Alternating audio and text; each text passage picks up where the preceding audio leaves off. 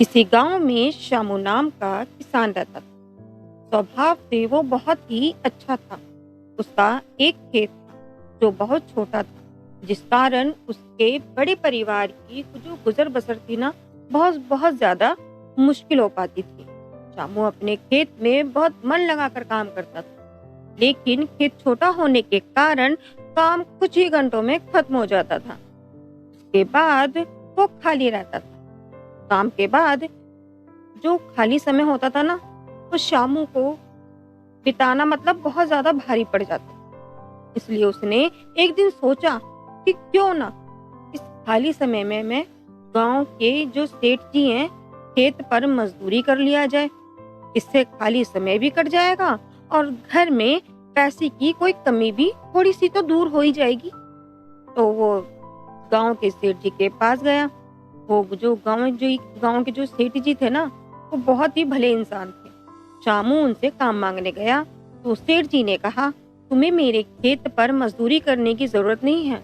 आज से मैं पूरे खेत की जिम्मेदारी तुम्हें देता हूँ। जो भी फसल होगी आधा मुझे देना और आधा तुम ले जाना। सेठ जी के इस भले व्यवहार से शामू बहुत खुश हुआ और अगले ही दिन उनके खेत पर काम करना शुरू कर दिया। दिन सुबह सुबह सबसे पहले अपने खेत का काम खत्म करता और फिर सेठ जी के खेत में काम करने चला जाता था। एक दिन दोपहर को जब शामू सेठ जी के खेत में हल चला रहा था, उसी वक्त उसका पैर किसी सख्त चीज से टकराया। जब उसने मिट्टी हटाकर देखा तो वहां पर मिट्टी से बना एक छोटा सा मटका था, जिसके ऊपर लाल रंग का कपड़ा बंधा हुआ था। शामू पहले तो थोड़ा डर सा गया था, लेकिन फिर भी उसने थोड़ा साहस करते हुए मटके पर बंधा कपड़ा हटाया। जैसे ही उसने मटके के अंदर देखा, उसका आश्चर्य सा उसको मतलब ठिकाना ही नहीं रहा। उसने सोने के कई आभूषण देखे। शामू को अब सब समझ में कुछ नहीं आ रहा था कि वो इन कीमती आभूषणों का क्या करे।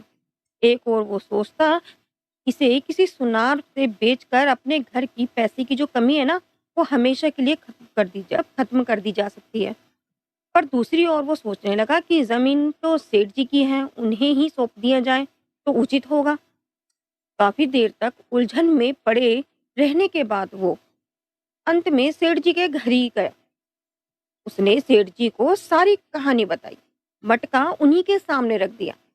मिट्टी का वो मटका देखकर सेठ जी ने मुझे अपने खेत पर काम दिया। आपने मुझे अपने खेत पर काम दिया, यही बात है। अब मुझे कोई इनाम नहीं चाहिए। शामू ने सेठ जी के हाथ जोड़कर आग्रह किया। फिर सेठ जी ने कहा, शामू, मैं जानता हूँ तुम बहुत मेहनती हो और ईमानदार हो, लेकिन इनाम तो तुम्हें स्वीकार करना ही होगा। सेठ जी थोड़े देर रुके और फिर कहा, मेरे जिस खेत पर तुम काम कर रहे हो ना, आज से वो तुम्हारा है। तुम उसके मालिक हो। सेठ जी के मुंह से ये बात सुनकर शामू तो खुशी से झूम उठा। उसकी आंखों में खुशी के आंसू थे।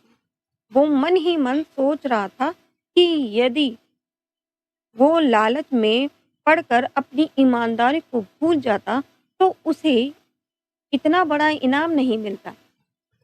तो दोस्तों, इससे हमें क्या सीख मिलती है?